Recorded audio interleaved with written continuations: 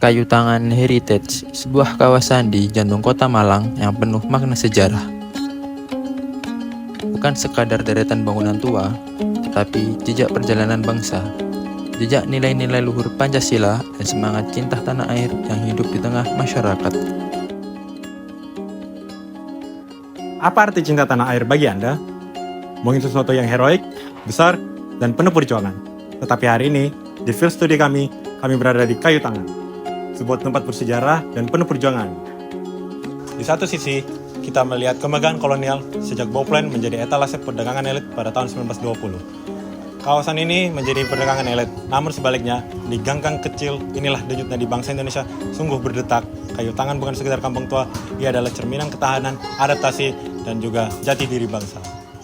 Sejarah mencatat, antara tahun 1930 hingga 1942, jalanan utama ini menjadi etalase kejayaan masa kolonial Eropa. Namun di baliknya ada warga pribumi yang harus terus bertahan.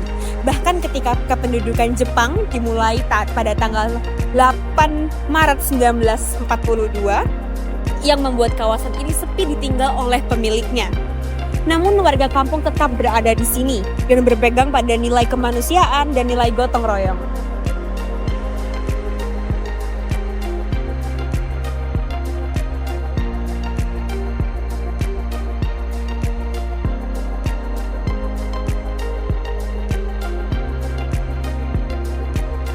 Nilai-nilai ini bukan sekedar romantisme masa lalu, tetapi wujud nyata dari sila kedua dan sila ketiga Pancasila, kemanusiaan yang adil dan beradab, dan persatuan Indonesia. Bangunan megah mungkin simbol dominasi, tapi kampung di baliknya adalah bukti simbol ketahanan.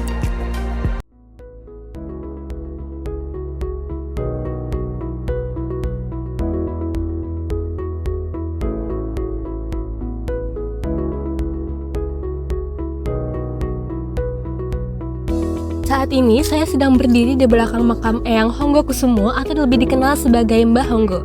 Beliau dikenal sebagai salah satu tokoh pejuang nasionalis yang berhasil menjadi guru spiritual agama pertama bagi Bupati Malang pada saat itu, serta menjadi tokoh pejuang dari Laskar Pangeran Diponegoro. Cerita beliau berhasil menjadi simbol perlawanan dan penyebaran nilai-nilai spiritual bahkan jauh sebelum kemegahan tokoh-tokoh Belanda itu berdiri. Hal inilah yang akhirnya berhasil menjadi akar dari jati diri Kayu Tangan. Dari semangat Mbah Honggo kita melompat ke perjuangan era modern. Ganggang ini menjadi saksi bisu perjuangan saat tragedi agresi militer. Setelah puluhan tahun, Kayu Tangan nyaris terlupakan, tenggelam oleh pusat perbelanjaan modern di akhir era 1980-an. Namun, warga lokal bangkit.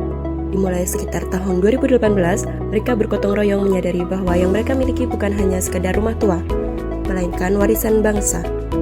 Mereka merawat sejarah, membuka kampung untuk wisata edukatif, dan melestarikan budaya lokal, sembari mengembangkan ekonomi kreatif.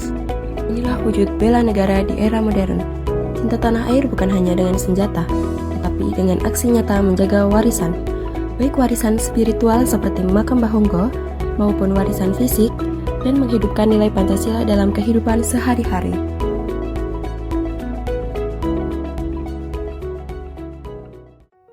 Minuman yang saya minum adalah minuman tradisional cita rasa khas Indonesia.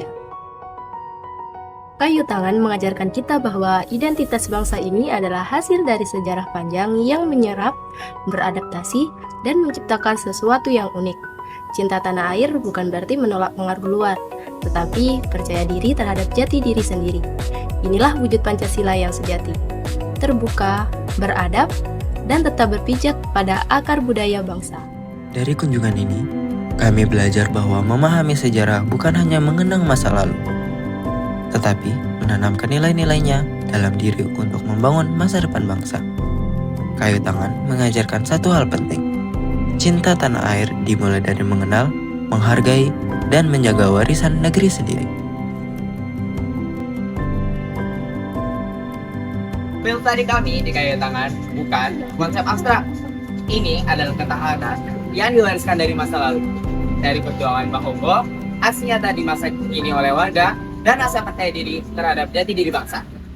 Tugas kita bukan hanya berkunjung, tapi juga merawat cerita dan melanjutkan nilai-nilai Pancasila dalam kehidupan sehari-hari.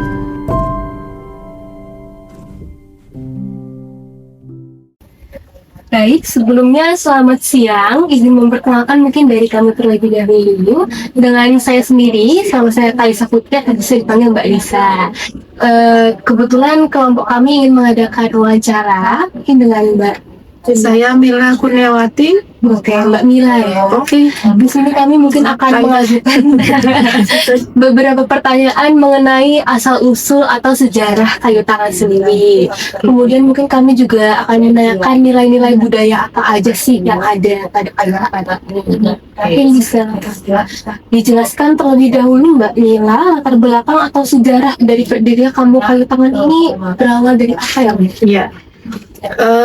Sebelum menjadi tempat wisata, kita mengulik sebentar aja ke sejarah dulu ya gitu. Jadi Kampung Kayu Tangan ini memang sudah ada jauh sebelum dijadikan tempat wisata gitu ya. Kampung Kayu Tangan ini seperti pada umumnya kampung-kampung gitu ya. Jadi memang tetap ada.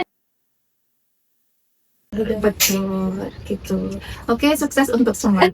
Kayu tangan itu bikin kangen. Gitu ya. Udah 3 kali Tagline-nya itu nostalgia. Oh, tagline kayu tangan. Iya, jadi kayu tangan rindu kenangan yang kayu tangan. Ini bisa diajarin kita tutup kelas. Oh gitu ya. Oh iya, boleh. Coba kalau yang panjang tadi rindu kenangan yang kayu tangan, tapi kalau apa yang pendeknya saya bilang kayu tangan, kamu bilang nostalgia. Oh, Ini. bisa, boleh. Ayo, boleh. Kayu tangan. Nostalgia.